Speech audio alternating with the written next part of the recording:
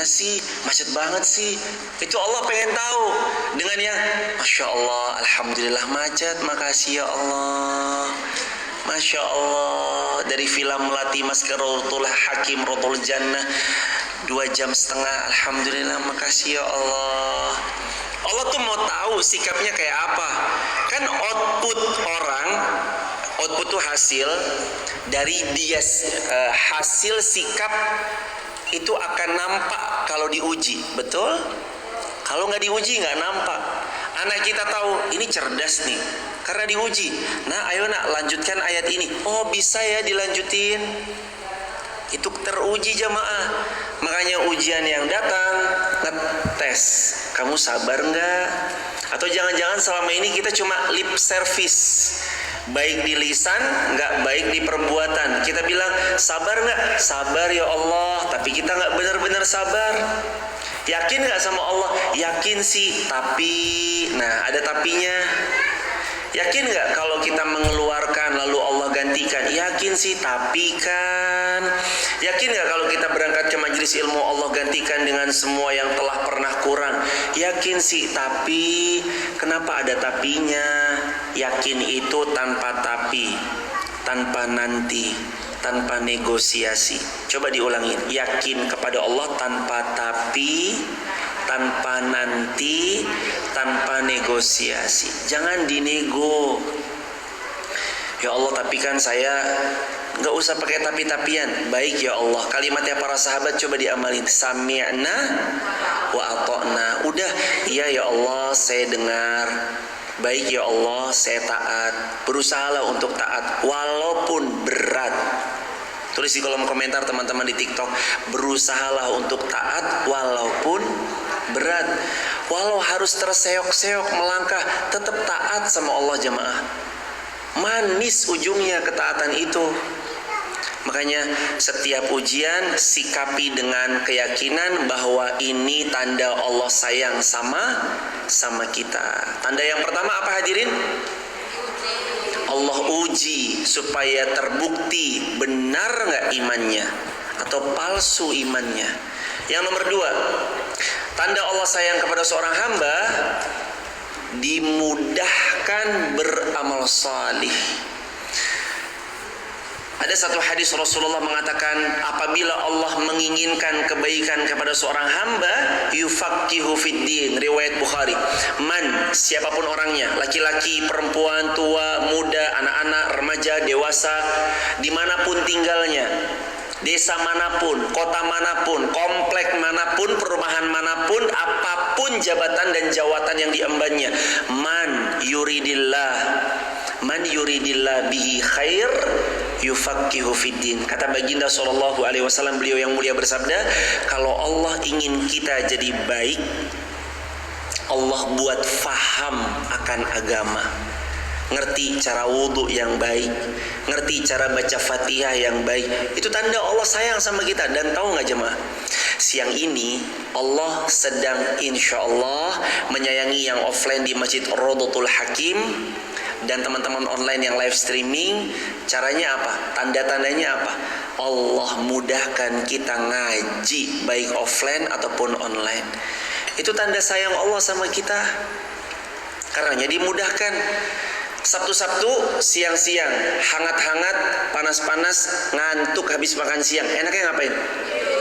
Sepakat semua? Apa kita tidur aja di sini? Tidur di rumah masing-masing gitu. Enaknya menurut hawa nafsu begitu jemaah. Tidur di rumah masing-masing udah. Tidur aja nih, paling enak. Siang, panas, hangat-hangat, cuacanya lagi seperti ini, apalagi di rumah ditambahin ada AC. Bersandarlah kita di, waduh, tambah lagi jamaah. Makanya spot majelis ilmu yang paling favorit itu tiang biasanya. Biasanya begini, denger ngaji, terus habis itu langsung nunduk. Lalu Nabi bersabda, nazalat alaihimus sakinah. Kalau kamu duduk di majelis ilmu, Allah hujamkan ke relung jiwamu sakinah. Sakinah itu artinya ketenangan yang sejati. Maka wajar kalau ada orang duduk di majelis ilmu, bersandar, dengerin ceramah, nunduk. Wajar. Kenapa? Karena majelis ilmu ini tempatnya sakinah. Mau cari sakinah sampai-sampai ada anekdot. Suami Anda sulit tidur. Iya, kalau di rumah suami saya sulit tidur, coba bawa ke khutbah Jumat. Bawa ke khutbah Jumat. Padahal jangan sampai loh khutbah itu tidur, karena siapa yang tidur kata Imam Muhammad bin Idris Asy-Syafi'i hilang akal walaupun sesaat, wajib baginya mengulang wudu. Jadi nanti bapak-bapak di belakang kalau ada khutbah Jumat kok mak sleep gitu, wudu lagi. Jangan sampai mak sleep sholat, takutnya sholatnya nggak sah karena kita wudunya sejatinya udah batal karena hilang akal walau sesaat. Hadirin, kembali ke nomor 2. Kan ada 5 ya. Nomor 2-nya, apa tanda Allah sayang sama kita? Dimudahkan faham agama. Dimudahin faham agama. Man yuridillah bihi khair yufaqihu fiddin. Kalau Allah mencintai kita, Allah buat kita gampang beramal, Allah buat kita mudah faham agama. Hadirin, salah satu bentuk kefahaman hari-hari ini di era milenial, di saat semua gemerlap dunia ditawarkan di hadapan, cara membedakan orang faham prioritas yang mana dengan enggak. Coba lihat jamaah, saat punya uang prioritaskan yang mana? Mohon izin, mohon maaf, ibunda terutama yang sebentar lagi mau menikahkan anak-anaknya, ayahanda terutama yang bentar lagi menikahkan putra-putrinya. Kalau dulu ada nasihat yang pernah diutarakan sama anak yang mau nikah, nak, nanti kalau kamu nikah, Allah kasih rezeki, cepet-cepet beli tanah.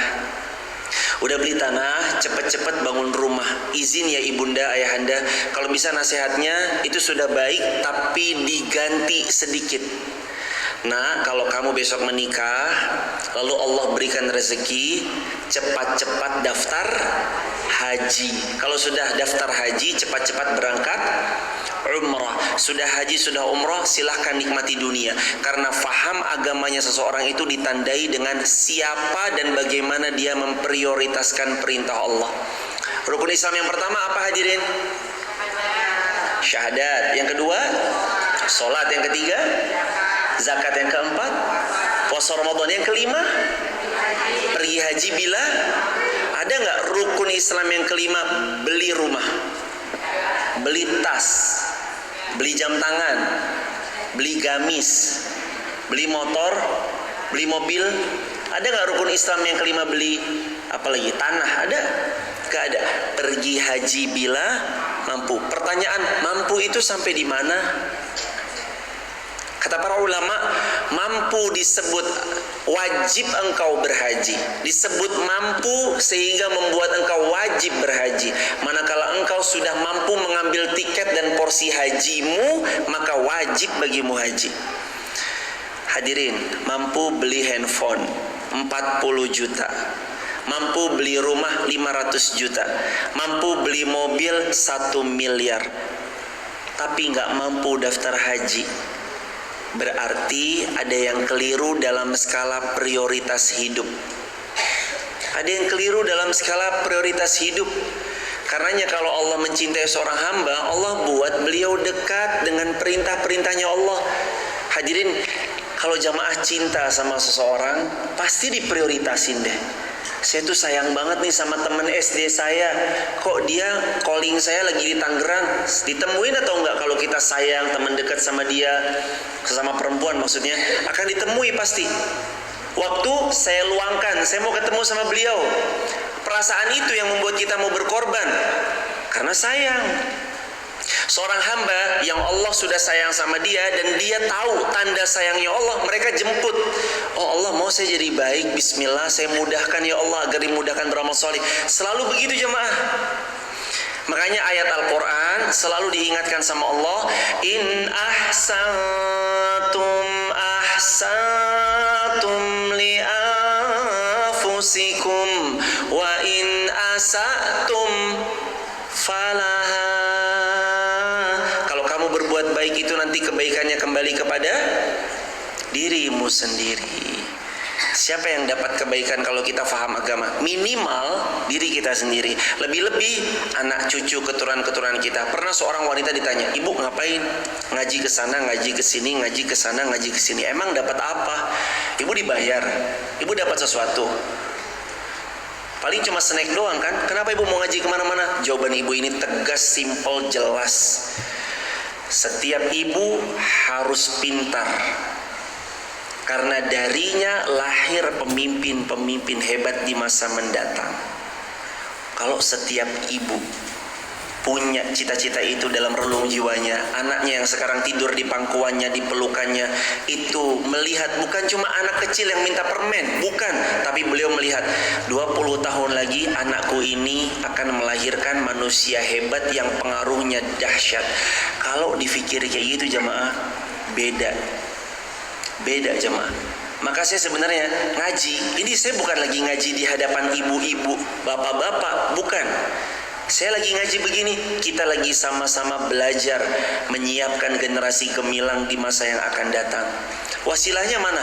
Hadirin jamaah bapak-bapak, jamaah ibu-ibu. Hadirin, besok kita wafat, betul? Tapi ilmu ini yang terpatri dalam dada, terpaku dalam jiwa, kita amalkan, lalu kita ajarkan, itu yang akan tetap abadi jemaah. Kata Nabi SAW, Nabi yang mulia bersabda, sabda Nabi yang mulia, ilmun yantafa'u bihi. Kalau ilmu memanfaat, ia akan terus mengalir sebagai jariah untuk dirimu. Ini pentingnya kita belajar. Nomor dua,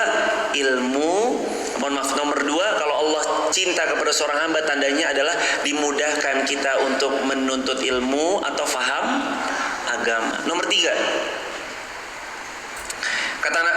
nomor tiga jamaah yang dirahmati Allah, kalau Allah subhanahu wa ta'ala mencintai seorang hamba, Allah izinkan bisa taubat sebelum wafat. Nabi pernah cerita, suatu waktu ceritanya Rasul SAW begini jamaah. Pernah ada seorang beramal amalan ahli syurga, sampai jarak dia dengan syurga illa dhira', kata Rasulullah, sejengkal. Kemudian di akhir hidupnya dia tutup dengan amalan-amalan penghuni neraka, dan dia pun dicampakkan di jurang api neraka. Faktornya gara-gara apa? Ditutup dengan set ending, ditutup dengan penutup yang buruk. Dan Nabi cerita lagi, ada seseorang dulu bejatnya luar biasa, maksiatnya luar biasa, sampai jarak dia dengan surga tinggal zira', sejengkal lagi masuk neraka. Jarak dia masuk neraka tinggal sejengkal lagi jemaah. Tapi di akhir dia beramal amalan ahli surga, dia pun masuk ke dalam surga Allah. Hadirin, ada yang tahu di antara kita wafatnya seperti apa? Bahkan yang berbicara aja kita nggak tahu wafatnya seperti apa. Ada yang tahu wafatnya bulan apa, tanggal berapa, jam berapa, menit berapa, detik berapa, di tempat mana, sedang apa? Nggak ada yang tahu. Beberapa waktu yang lalu kita dikejutkan jamaah, lahir di Bandung, wafat di Swiss. Ada. Semoga Allah merahmati beliau, Allah membukakan surga tertinggi bagi beliau. Kita nggak pernah tahu fi ayyi ardin tamut, meninggalnya di belahan bumi bagian mana, kita nggak pernah tahu. Tapi yang kita tahu, kita bisa persiapkan. Kita mau pelan-pelan menuju kematiannya, punya sikap seperti apa? Kan istiqomah ini butuh perjuangan, betul jemaah ya? Istiqomah butuh diperjuangkan, istiqomah butuh perjuangan. Nah, hadiah dan tanda baiknya Allah, sayangnya Allah kepada seorang hamba nomor tiga, saat hamba itu diizinkan taubat sebelum wafat. Hadirin, izin sampaikan satu kalimat ini, mungkin terdengar agak pahit, tapi tolong diterima dan direnungi pelan-pelan. Kalau jamaah dulu pernah berbuat salah, memang dosa kita begitu banyak dan seolah menggunung. Ingat, ampunan Allah lebih luas, lebih besar dari semua dosa yang pernah dilakukan. Dan kalau jamaah mau bertobat, taubat sekarang, jangan ditunda-tunda. Jangan bilang, nanti Ustadz kan umur saya masih 20, ya kira-kira ntar saya tobat umur 60. Pertanyaannya, apakah usia kita nyampe 60 tahun? Belum tentu. Jangan bilang besok pagi saya tobat. Pertanyaannya, apakah malam ini dijaminkan atasmu kamu masih akan hidup sampai besok pagi? Tidak. Jangan bilang saya masih sehat Ustaz, ntar aja kalau sakit baru saya tobat. Akankah ada kesempatan kita tahu kita meninggalnya harus lewat sakit dulu? Banyak yang sehat tiba-tiba wafat. Paginya sehat, ibu tadi ibu ketemu deh. Masa? Wah, kayaknya nih kayak mimpi saya dapat info ibu ini wafat. Pagi tadi sehat, ketemu lagi belanja sayur, lagi beli bubur. Siangnya wafat. Allah. Hadirin, kayak gitu jemaah. Maka ciri kalau Allah sayang sama kita, diizinkan taubat. Dan ciri itu bisa kita tangkap sekarang. Gimana caranya? Taubat sekarang juga. Jangan ditunda-tunda. Jangan pernah bilang besok, nanti. Jangan pernah bilang besok kalau udah 60 tahun. Jangan bilang nanti kalau udah sakit. Jangan. Kalau mau taubat, taubat sekarang. Karena kematian itu datangnya selalu mendadak. Dan kematian itu nggak ada notifikasi. Coba lihat WhatsApp-nya masing-masing. Ada notifikasi dari malaikat Israel. OTW nih, Sherlock dong. Malaikat Israel pernah digituin, tolong Sherlock dong, mau gue cabut nih nyawanya. Nggak ada kan jemaah. Dia datang selalu mendadak. Makanya ada nasihat yang saya ingat, nasihatnya Imam Al-Ghazali rahimahullah 5. Silahkan bermaksiat kalau bisa lakukan 5 ini. 1, jangan makan rezeki dari Allah. 2, jangan minum rezeki dari Allah. 3, jangan tinggal di buminya Allah. 4, jangan sampai terlihat oleh Allah. Dan yang kelima, silakan maksiat kalau bisa menahan malaikat Israel yang datang hendak mencabut nyawa, lalu bilang, tunggu dulu ya Israel, tunggu situ, saya mau tobat dulu. Silahkan lakukan maksiat sesuka Anda kalau Anda mampu lakukan 5 hal tadi. Bisa kira-kira ibunda? Ayahanda bisa gak kira-kira? Coba makanan kita itu rezeki dari siapa? Allah. Ini minuman kita rezeki dari siapa jemaah? Allah. Mau ngumpet di bangunan yang gak ada satupun orang yang tahu, apakah Allah juga sama tidak taunya? Enggak, Allah tetap tahu. Mau tinggal di bumi selain bumi Allah, kira-kira mau tinggal di mana hadirin? Planet Mars. Planet Mars itu ya miliknya Allah. Mau tinggal di planet Pluto, Pluto miliknya Allah. Terus yang terakhir, kalau mau maksiat, silahkan lakukan maksiat kalau bisa menahan malaikat maut yang datang menjemput. Sebentar ya malaikat maut, tunggu dulu nih, saya kasih kopi dulu nih, saya mau taubat dulu ya. Nggak bisa jamaah. Karenanya pertanyaan besarnya, kenapa kalau kita tahu kita nggak bisa lakukan 5 itu, kenapa masih maksiat? Kenapa masih belum taat? Sudah datang waktunya. Sekarang jamaah, jangan ditunda-tunda. Sekarang waktunya. Yang keempat, tanda Allah sayang kepada seorang hamba, Allah anugerahkan kesabaran yang luas tanpa batas. Yang keempat, Allah anugerahkan kesabaran yang luas tanpa batas. Allahu Akbar. Nabi bersabda dalam hadis Bukhari Muslim, tidaklah seseorang diberikan dengan sesuatu yang lebih baik dalam hidupnya kecuali sabar yang luas tanpa batas. Au kama qala. Jadi jamaah, selama ini kita menganggap ya yang terbaik menurut kacamata kita ketika kita mampu membeli tanah, rumah, emas batangan, tas yang prima, kendaraan yang luas, handphone yang memadai. Menurut kacamata dunia kita bilang gitu. Tapi ternyata kacamata Rasulullah, apa yang beliau sampaikan beda. Termasuk kebahagiaan terbaik yang Allah berikan kepada seorang hamba adalah Allah karuniai hamba tersebut kesabaran yang luas tanpa batas. Hadis sahih Bukhari Muslim. Saat kita diberi sabar yang tanpa batas, itu powerful jamaah. Sabar aja. Tapi Ustadz, saya udah sabar. Coba buka Quran. Quran surah 3 Ali Imran ayat 200. Apa kata Allah? Apa firman Allah? Ali Imran ayat 200. Ya ayyuhalladzina amanu isbiru. Ya ayyuhalladzina amanu isbiru wa sabiru wa rabitu. Wahai orang-orang beriman, isbiru, sabar kalian. Ya Allah, hamba udah sabar ya Allah. Wasabiru, kalau udah sabar, wasabiru, ayo sabar lagi. Ditanya, sampai kapan saya bersabar ya Allah? Hattal maut, sampai datang kematian. Kita sabar tuh sampai mati jamaah. Sampai mati kita sabar. Nggak cuma sekedar, maaf ya, kesabaran kalau sekali, 2 kali, 3 kali oke ya. Tapi kalau 4 kali, nggak bisa dibiarin nih. Hadirin, saya nanya kepada jamaah, kesabaran itu ada batasnya atau tidak? Ada atau tidak? Tidak ada. Yang terbatas itu kesabaran kita sebagai manusia. Yang Allah ajarkan, Az-Zumar ayat 10.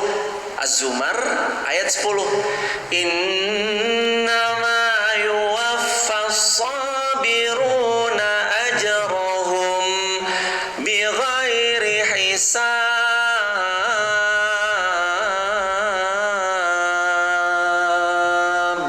Sesungguhnya kata Allah, Allah berfirman dalam ayat 10 surah Az-Zumar, siapa-siapa yang punya kesabaran, selama dia bersabar, Allah kasih pahala yang tanpa batas. Kebayang gak jamaah? Jamaah, Lailatul Qadar ada takarannya, khairun min alfi syahr, lebih baik daripada 1000 bulan. Sedekah Al-Baqarah 261, 700 kali lipat. Sedekah Al-An'am 160, asyra hasanat, diganti 10 kali lipat. Tapi saat sabar, bi ghairi hisab, Allah nggak pernah hitung-hitungan kasih pahala buat yang bersabar. Mungkin kita diuji lewat anak, lewat suami, lewat mertua, lewat menantu, lewat orang tua kita yang kita rawat beliau berdua, lewat tetangga, lewat rekan kerja, lewat orang yang diamanahkan lalu menciderai amanah yang diberikan. Ujian kita beda-beda. Ada yang mungkin menanti datangnya pasangan setelah sekian tahun menunggu belum kunjung datang. Ujian kita beda-beda. Ada yang mungkin sudah menikah 12 tahun lamanya tapi belum dikaruniai putra. Ujian kita beda-beda. Tapi yakinkan pada diri kita, selama kita baik sangka, melihat sinyal ujian sebagai tanda sayang Allah kepada kita, lulus insya Allah dengan baik sangka kita kepada Allah Subhanahu wa ta'ala. Dan hebatnya, orang-orang yang meyakinkan dalam relung jiwanya untuk berbaik sangka kepada Allah, apapun perihnya, pedihnya, sekecewa bagaimanapun, Allah nanti bayar dengan kebahagiaan yang tiada terkira. Maka ada kalimat, kalau Allah bisa mengambil sesuatu yang kita tidak pernah menyangka, mengira, menduga sesuatu ini bisa diambil Allah, Allah pasti bisa ganti dengan sesuatu yang lebih baik. Kita nggak pernah ngira kita bisa memilikinya. Pasti jemaah. Ma yadallahi baqa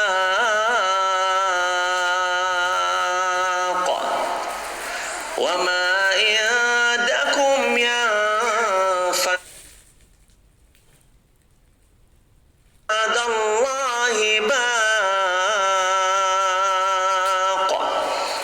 Kalau kamu melihat yang ada di sisimu sebagai manusia, itu semuanya hilang.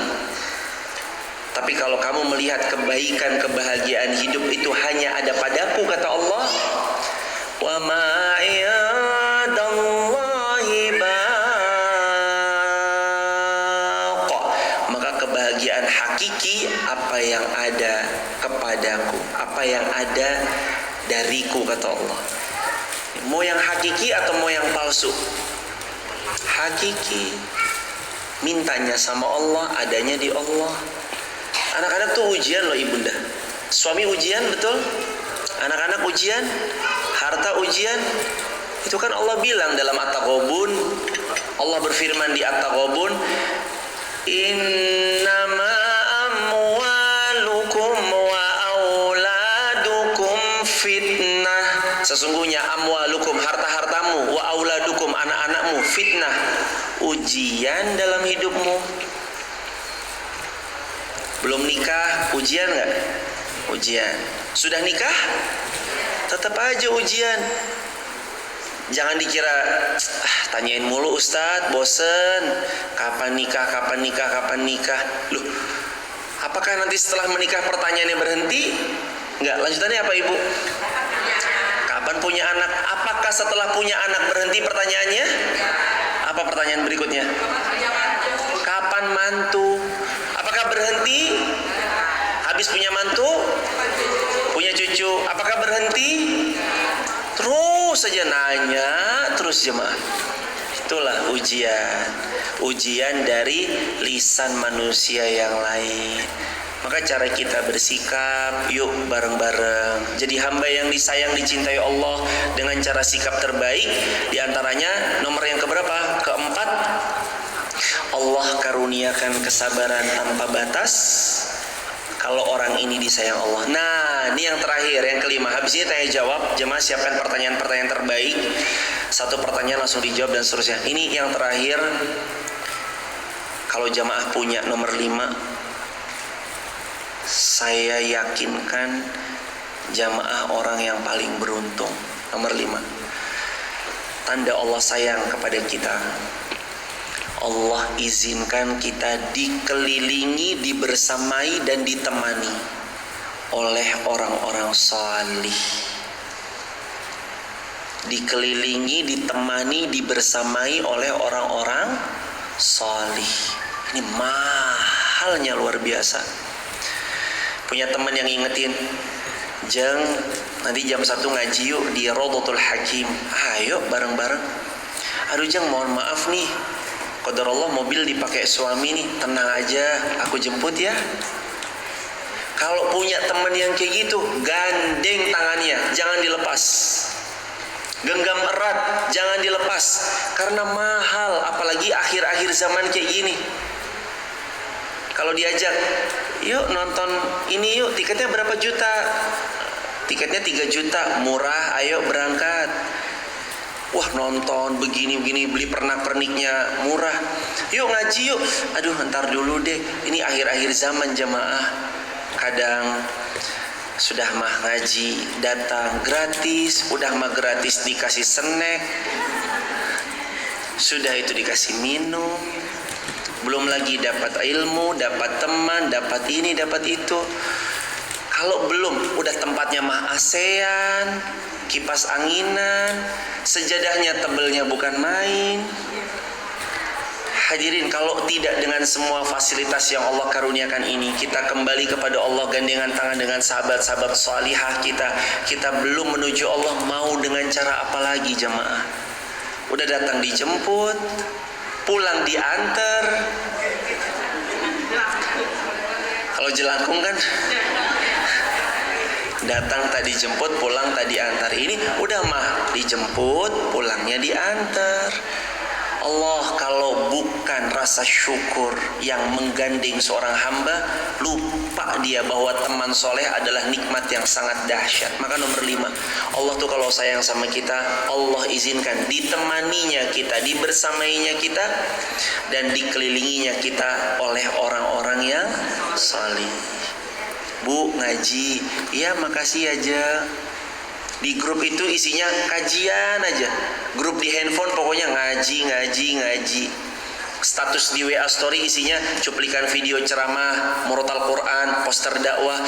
Duh, indah banget. Kalau jamaah punya, jangan dilepas jamaah. Karena itu tanda Allah sayang sama kita.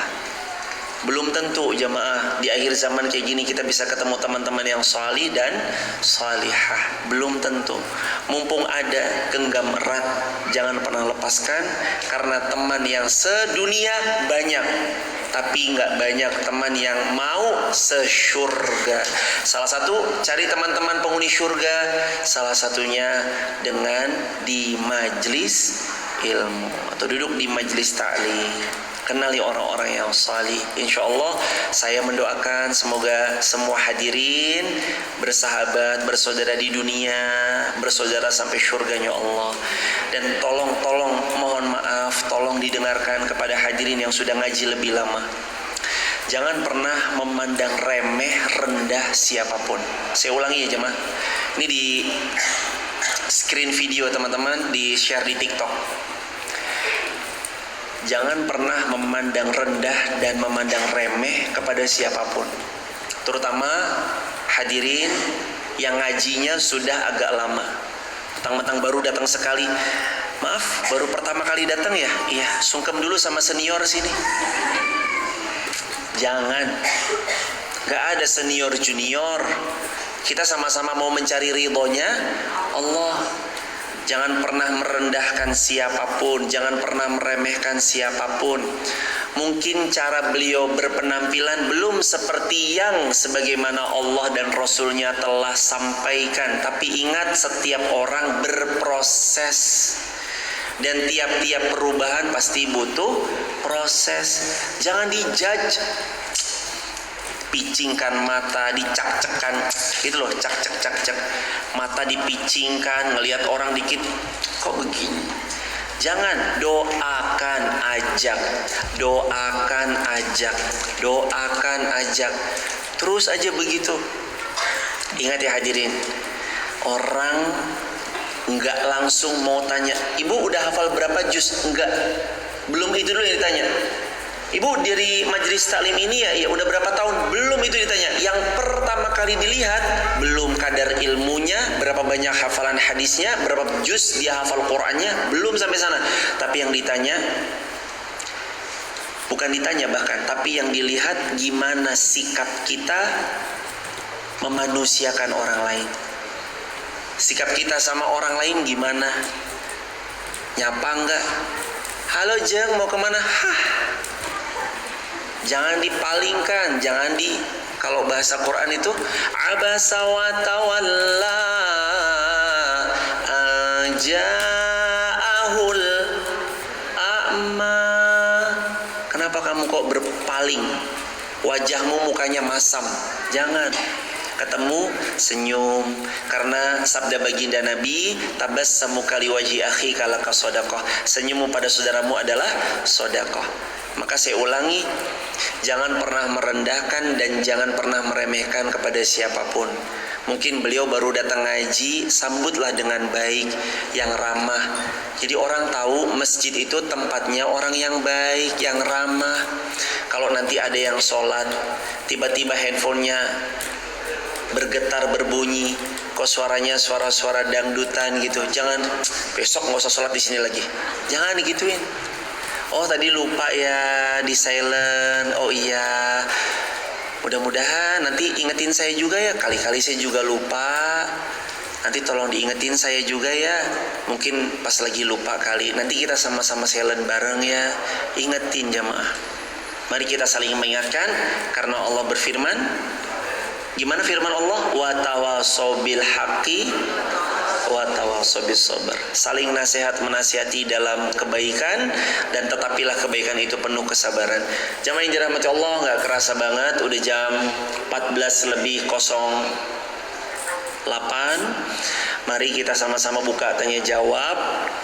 Sistem tanya jawabnya, kalau mungkin mau ditulis silahkan, kalau mungkin mau langsung juga silahkan. Satu pertanyaan langsung dijawab.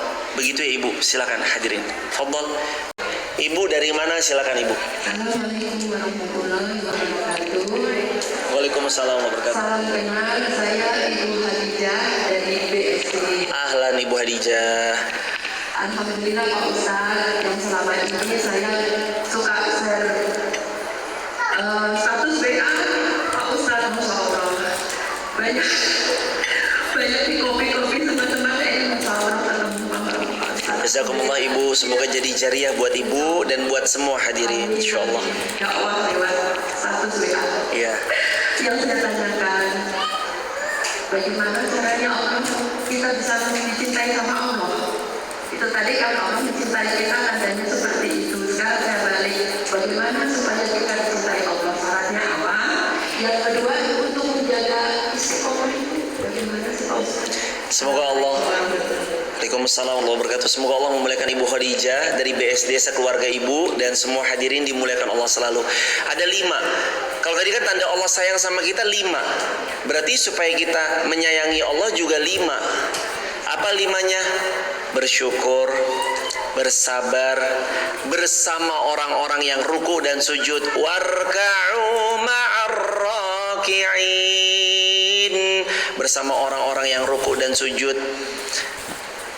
Beramal solih banyak-banyak, beriman kepada Allah atas setiap apapun pasti yang terbaik. Begitu. Itu secara simpelnya tentang agar Allah mencintai kita.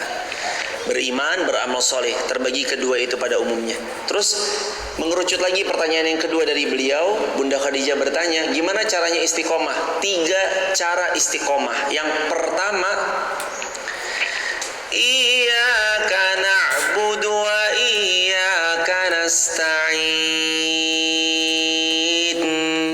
Allah berfirman, kalau kamu istiqomah, minta sama aku karena aku pemilik istiqomah.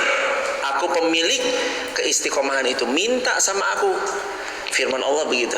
Jadi kalau mau hidupnya istiqomah, mohonlah kepada Allah. Salah satu kalimat yang diajarkan ulama, Allahumma rzuqnal istiqamah hatta husnul khatimah. Allahumma rzuqnal istiqamah, Allahumma rzuqnal istiqamah, Allahumma rzuqnal istiqamah hatta husnul khatimah. Yang kedua, cari circle yang baik. Siapa-siapa yang mau istiqomah wajib dengar ini.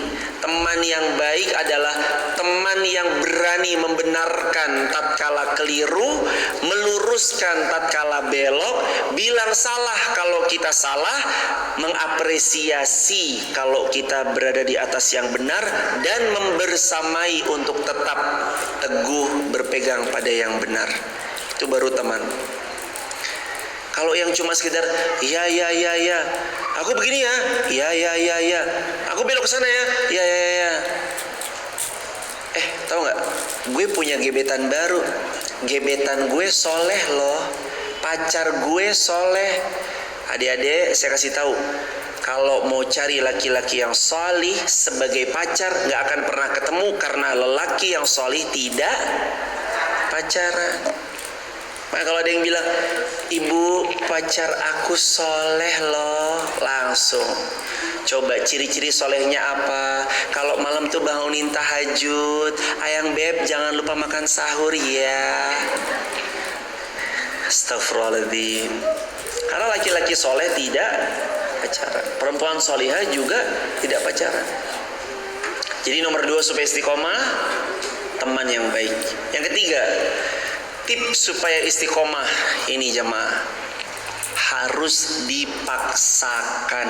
Awalnya dipaksakan, lama-lama terbiasa, lama-lama menjadi kebiasaan, setelah itu jadi karakter. Oh, karakternya orang ini mah emang kalau subuh pasti di masjid. Karakternya orang ini mah emang kalau subuh ngaji. Karakter orang ini mah emang kalau begini begitu. Kalau ada kotak infak, pasti dia bersedekah, pasti dia keluarkan harta semampunya. Itu namanya dipaksakan. Ingat ya jemaah, tidak ada amal solih yang tidak dipaksakan, harus dilatih. Ibu ngaji, tadi kan saya nanya, siang hangat-hangat, gerimis-gerimis gini, enaknya ngapain? Tidur. Tapi kan karena kita memaksakan cinta kita kepada Allah, makanya kita datang bermajelis ilmu kan. Sampai bahkan anak dibawa, ibu yang bawa putra-putrinya, semoga dimuliakan Allah selalu. Ada yang sampai bahkan menantu dibawa, udah semuanya ayo dibawa. Ada yang datang jauh-jauh dari Bekasi, Ibu Lina, barakallah. Ada yang Serang, Banten, Ibu siapa tadi Ibu? Bu Yayu, Serang, Banten. Ada yang dari Serpong, Pamulang, Kubah Mas. Mana ibu? Balaraja. Wah, Balaraja. Di mana itu ibu Balaraja? Balaraja, Palembang ya? Batu Raja, Palembang, Balaraja. Iya, gimana mbak? Cikupa. Cikupa. Ibu, jazakumullah khairan, pertanyaannya hebat banget pertanyaannya. Terima kasih banyak ibu. Semoga kita semua saling istiqomah, saling mendoakan ya ibu. Pertanyaan yang lain tadi, mikrofonnya habis ini ibu. Langsung ke pertanyaannya boleh? Tanpa salam, langsung pertanyaannya aja hadirin. Tanpa salam langsung. Saat mendapatkan musibah, bagaimana kita mengetahui bahwa itu hukum terhadap kemaksiatannya atau merupakan ujian untuk meninggikan derajat? Ya. Assalamualaikum warahmatullahi wabarakatuh. Ini keren pertanyaannya. Semoga Allah memuliakan ibu yang bertanya, suara besar dan suara kaum muslimin dimuliakan Allah, amin ya rabbal alamin. Gimana caranya kita tahu ini ujian peninggi derajat atau ini teguran atas kemaksiatan di masa lalunya? Dua ciri-cirinya. Coba lihat Anda berbuat apa sebelum ujian itu datang. Anda pulang umroh misalnya, waliyazubillah, semoga Allah jaga rumah jamaah semuanya. Anda pulang umroh, rumah kebakaran. Siapapun yang dia dapat ujian tapi sebelumnya beramal soleh penuh dengan ketaatan, maka ujian itu peninggi derajat, penggugur dosa. Tapi sesiapa yang, mohon maaf, pulang dari gibah, naik motor, tiba-tiba aspalnya dicium, tiangnya lagi diam-diam, tiang listrik dihantam, ditabrak. Anda pulang dari gibah, lalu Anda, mohon maaf, seperti itu, maka itu namanya teguran. Maka pembedanya simple. Coba lihat amal apa yang kita lakukan sebelum ujian cobaan itu datang. Kalau kita salih, maksudnya amal soleh yang dilakukan, maka itu peninggi derajat, penggugur dosa. Tapi kalau kita habis maksiat, langsung ditegur sama Allah, itu teguran. Dan baiknya, ada kabar baik, kalau sudah ditegur di dunia, dapat percikan azab kecil di dunia, di akhirat dia tidak akan diazab kembali oleh Allah Subhanahu wa taala. Maka ya jangan minta diazab juga, tapi mintalah sama Allah agar semoga ya Allah terus istiqomah ya Allah, dan jadilah orang yang kalau bisa nikmat datang makin taat. Jadi Allah nggak perlu negur. Dikasih 10.000, ya Allah alhamdulillah ya Allah. Dikasih 20.000, alhamdulillah ya Allah. Jangan 10.000 nggak alhamdulillah, 20.000 nggak alhamdulillah. Begitu dilempar batu baru aduh ya Allah gimana. Jangan gitu jemaah. Jadilah seorang hamba, ini bagus nih. Jadilah seorang hamba yang kalau Allah merindu kepada dia, Allah kasih nikmat, bukan kasih ujian. Hambaku aku kangen, nih aku kasih nikmat. Kenapa? Karena setiap diberi nikmat kita langsung ingat sama Allah, nggak perlu nunggu datang ujian. Begitu hadirin barakallahu fikum. Ibu pertanyaan, langsung pertanyaannya ibu. Terima kasih Pak Ustaz, saya Rini. Ibu Rini dari Film Melati yang tadi. Film Melati. Ahlan, ya ibu, barakallah, selamat. Pak Ustaz, tadi ada salah satu tanda-tanda hamba yang disayang Allah adalah akan diuji. Ibtalahum, betul? Ini saya ada satu pertanyaan dari anak saya. Anak saya pada suatu hari menanyakan seperti ini Pak Ustaz. Mami, kenapa kita itu diuji Allah? Katanya itu untuk meningkatkan derajat. Yang derajat seperti apa? Kebetulan pada saat pandemi itu keluarga kami memang semuanya kena COVID-19, kemudian suami saya meninggal. Setelah itu sudah berlalu, anak saya akan menikah, qadarullah di tengah jalan tidak jadi. Terus kemudian ada pengumuman untuk berangkat haji, qadarullah, serta pemotongan kuota. Jadi memang berturut-turut gitu ya Pak Ustaz ya. Kemudian anak saya menanyakan kepada saya, seperti apa peningkatan derajat kepada kita yang selalu diuji. Saya hanya bisa menangis dan saya menjawab, kesabaran kita akan meningkat. Nah, seperti apa harusnya teman saya bersikap, Pak? Terima kasih, Pak Ustaz. Terima kasih banyak Ibu atas pertanyaan hebatnya. Semoga Allah memuliakan Ibu, sekeluarga besar, dan semua hadirin di Rodotul Hakim dan semua kaum muslimin. Apa ciri bertingkat atau semakin tingginya seseorang punya derajat di sisi Allah setelah Allah uji mereka? Cirinya ada dua. Satu, semakin kuat menjalani hidup dengan baik sangkanya kepada Allah. Ciri yang kedua, hamba ini akan Allah izinkan semakin mudah beramal solih, semua varian amal solih. Itu ciri kalau udah semakin tinggi derajatnya, semakin mudah beramal solih. Semakin tinggi derajat seorang di mata Allah, semakin kuat dan tangguh menapaki episode penuh baik sangka sama Allah. Ya Allah, kenapa hamba udah mau nikah, udah nyebar undangan ya Allah, orang udah tahu ya Allah, terus gagal. Kenapa ya Allah? Semakin Allah tinggikan derajatnya, semakin ingat dia. Yakin apapun dari Allah pasti yang terbaik. Al-Quran surah Al-Baqarah ayat 216. Penggalan tengah-tengahnya. Wa asa takrahu syai'an wa huwa khairul lakum wa asa syai'an wa huwa syarrul lakum wallahu ya'lamu wa antum la ta'lamun. Boleh jadi kamu benci sesuatu, tapi itu menurut Allah yang terbaik bagimu. Boleh jadi kamu suka sama sesuatu, tapi itu yang terburuk bagimu. Allah Maha tahu apa yang terbaik untukmu, dan kamu nggak tahu apapun. Bahkan terbaik untuk dirimu aja kamu nggak tahu.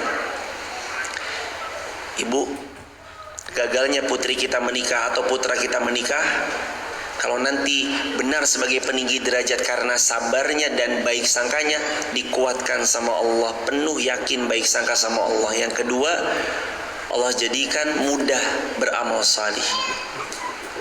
Sekarang belum kelihatan, tapi kan saya malu Ustadz, udah kesebar, udah ke DP cateringnya, saya habis uang plus rasa malu. Hadirin, pernah ada kejadian begitu, gagal menikah karena tahu calon pasangannya terbukti serong selingkuh, nggak jadi nikah. Gedung udah di DP, catering udah dibayar, berapa persen udah? Sudah mah rugi harta plus malunya luar biasa. Sampai ada kalimat, mau taruh di mana muka saya Ustadz? Saya jawab, muka ibu tetap di situ.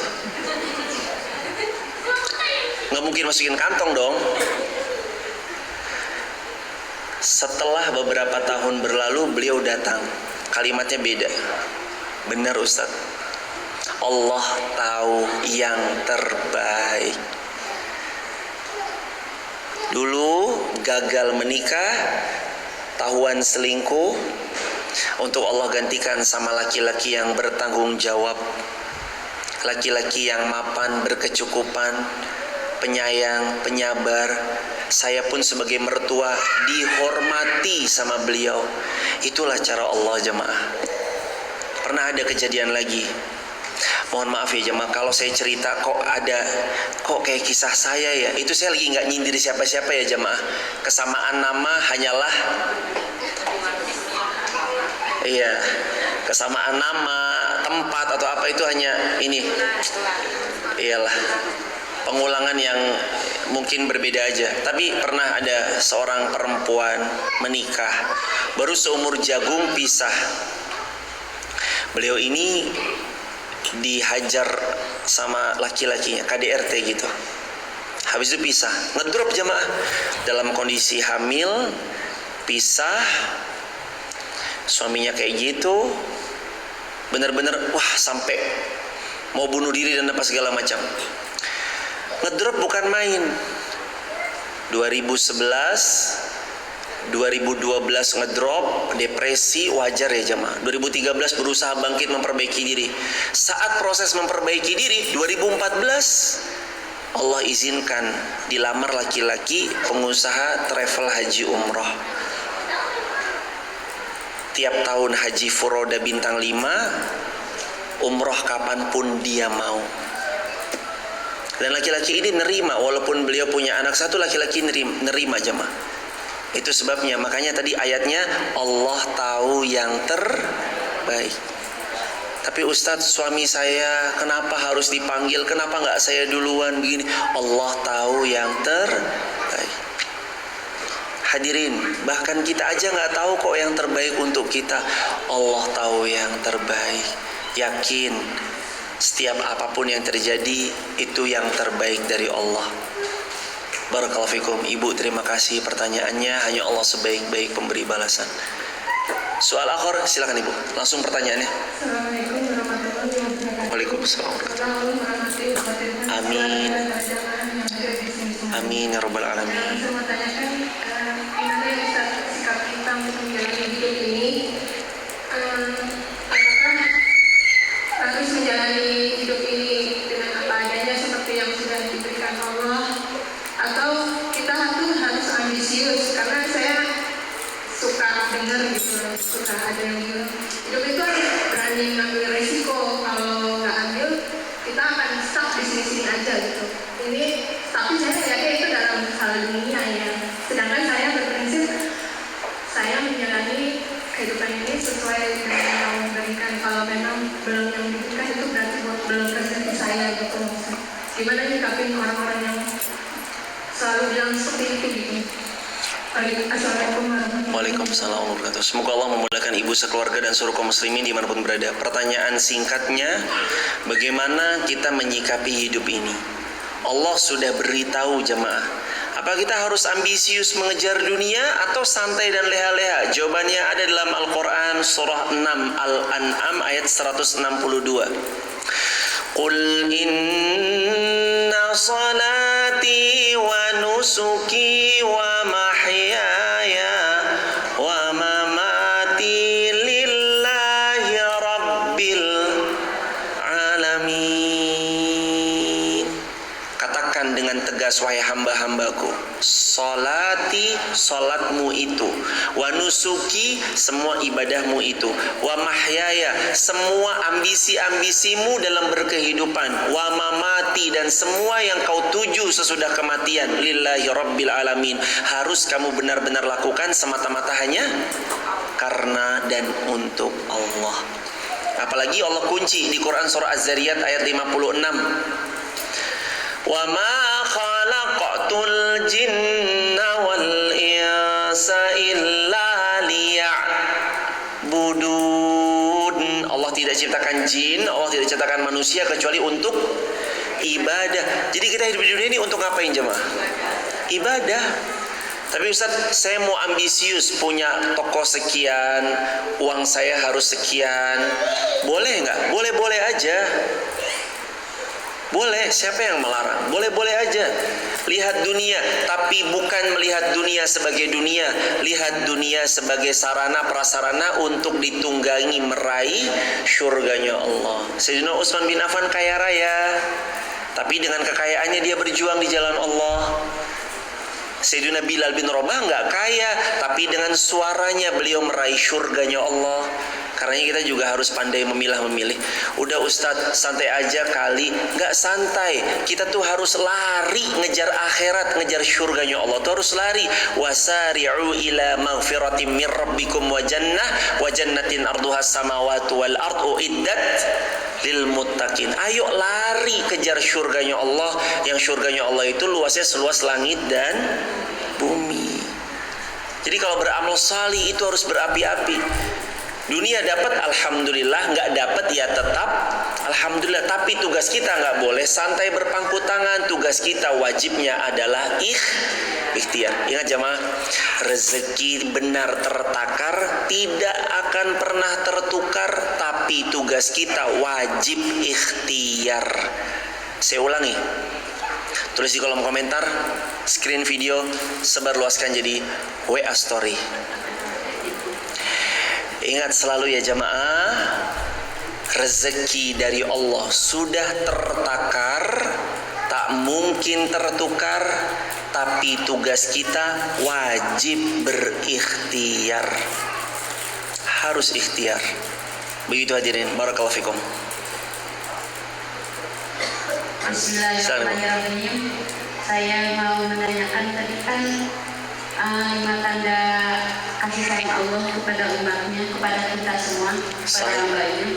Salah satunya bagaimana jika diuji dari izin suami, misalnya kita mau beramal soleh, mau pergi ke majelis atau amal yang lainnya, kita pengen beramal soleh, sedangkan sang suami itu tidak memberikan izin full sepenuhnya. Bagaimana? Apakah kita harus mencobarnya atau kita ikutin suami itu? Semoga Allah memuliakan ibu sekeluarga dan Allah memuliakan semua hadirin, seluruh kaum muslimin juga dimuliakan Allah.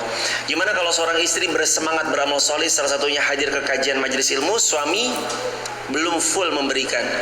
Yang pertama jemaah, buktikan kalau hasil ngajinya kita itu punya power effect dalam keluarga. Kita jadi perempuan yang makin taat. Kok istri saya makin taat ya?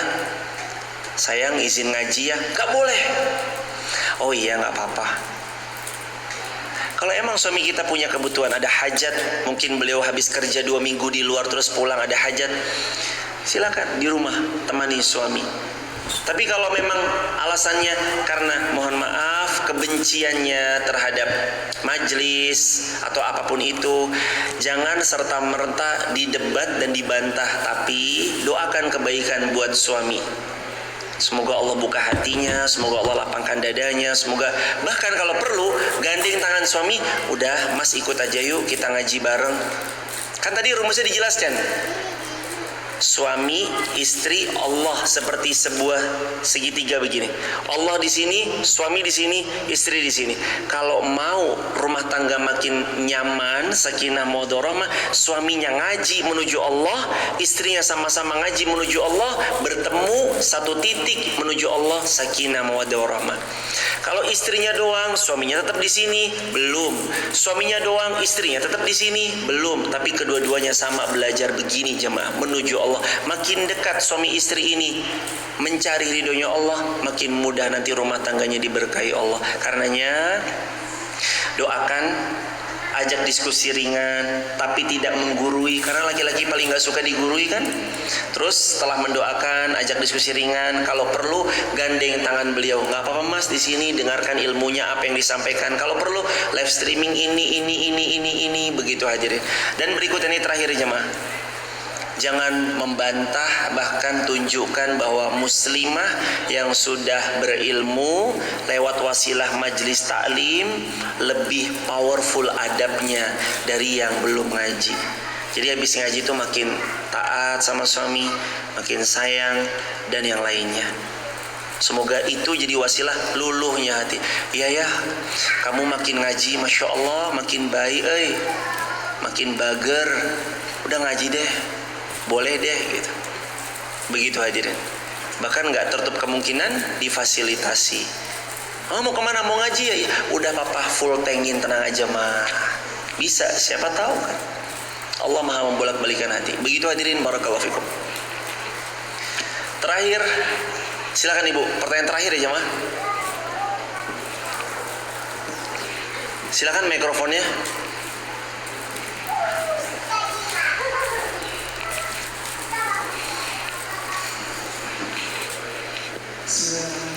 Alhamdulillah, Ustaz akhirnya ketemu juga. Barakallah. Saya cuma dari TikTok sama Instagram aja. Jazakumullah ibu, berkah. Hari ini bisa ketemu dari tadi di Ramadan Jannah, sekarang Ramadan Hakim. Masya Allah, berkah. Alhamdulillah sudah diketemukan. Ini saya izin bertanya, kan insya Allah terus ngikutin ngajian, terus ngaji, rutin juga di rumah itu Ustaznya. Terus kadang-kadang kan ujian terdekat itu kan dari keluarga ya, saudara, orang tua, terus suami, istri, anak gitu ya. Terus bagaimana sedangkan kalau misalkan mereka itu kan itu semua ujian, kadang-kadang yang membuat kita kecewa kan ekspektasi kita yang terlalu tinggi barangkali ya. Nah sehingga kalau misalnya kita saat itu nggak bisa terima, terus akhirnya kita yang sering ngaji ini masih kadang-kadang ya Allah gimana gitu Pak Ustaz caranya supaya kita ini benar-benar ngajinya itu kita amalin banget untuk di keluarga kita gitu Pak Ustaz. Gimana caranya setiap ilmu dalam kajian ini diamalkan dan Allah bantu termudahkan untuk diamalkan. Terus bisa, kadang-kadang kan yang paling dekat itu kan ya keluarga kita ini Pak Ustaz ya. Ujiannya itu kan kadang-kadang ya itu tadi mungkin ekspektasi saya terlalu tinggi sehingga kadang-kadang begitu. Ini kita nggak terima. Nah terus kan kadang-kadang sebagai ibu atau sebagai istri kan kadang-kadang aduh kok begini atau sebagai anak juga.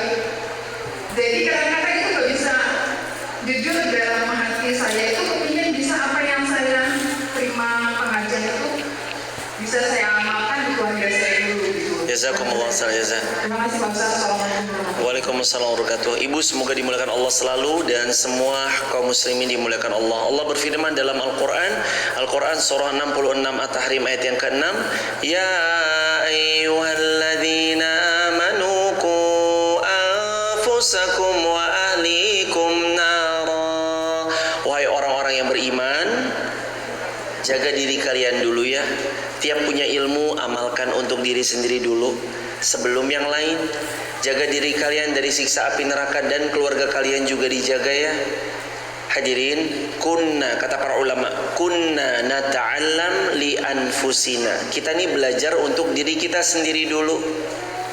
Kita belajar belum buat orang lain, tapi benar kita belajar untuk diri kita dan keluarga kita. Cara termudahnya, mulailah dari satu ilmu, amalkan. 2 ilmu, amalkan.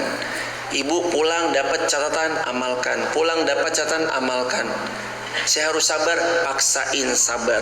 Saya harus sedekah, paksakan. Awalnya terpaksa, lama-lama terbiasa, lama-lama jadi karakter. Itu caranya. Dan selalu mohonlah pertolongan kepada Allah, karena Allah yang mampu memberi kita kebaikan tanpa batas. Dan dibuat nafas kita panjang dalam beramal salih, itu hanya Allah yang mampu memberikan. Hizub dengan doa bersama-sama. Astaghfirullah wa natubu ilaih. Allahumma shalli ala sayyidina Muhammad wa ali sayyidina Muhammad. Rabbana 'alaika tawakkalna wa ilaika anabna wa ilaikal masir. Rabbi habli minas salihin. Rabbi la tadharni fardan wa anta khairul warithin. Ani masani ad-dur wa anta arhamur rahimin. Rabbana taqabbal minna innaka antas samiul alim wa tub alaina innaka antat tawwabur rahim. Rabbana atina fid dunya hasanah wa fil akhirati hasanah wa qina adzabannar. Walhamdulillahi rabbil alamin. Jamaah sehat selalu. Nanti kita ketemu lagi, mudah-mudahan kita berdoa dengan doa penutup Al-Quran. Allahumma rahamna bil Quran waj'alhu lana imaman wa nura wa hudan wa rahmah. Allahumma dhakkirna minhu ma nasina wa 'allimna minhu ma jahilna warzuqna tilawatahu ana al-laili wa atrafan nahar waj'alhu lana hujjatan ya rabbal alamin. Allahumma arhamna bil Quran. Semoga dari Al-Quran yang kita pelajari menjadi syafaat di hari kiamat.